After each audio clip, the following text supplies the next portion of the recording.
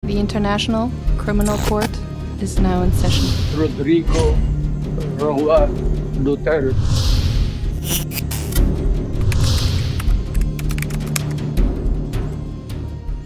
Nananatili pa rin sa kustodiya ng International Criminal Court si dating Pangulong Rodrigo Duterte.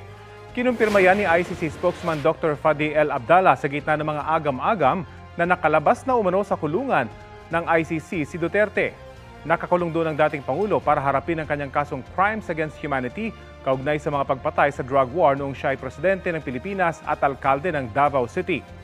Nitong Miyerkules, inilabas ng ICC ang dokumentong pagpayag sa hiling ng kampo ni Duterte na ipagpaliban muna ang pagdidesisyon kaugnay sa interim release ng dating Pangulo.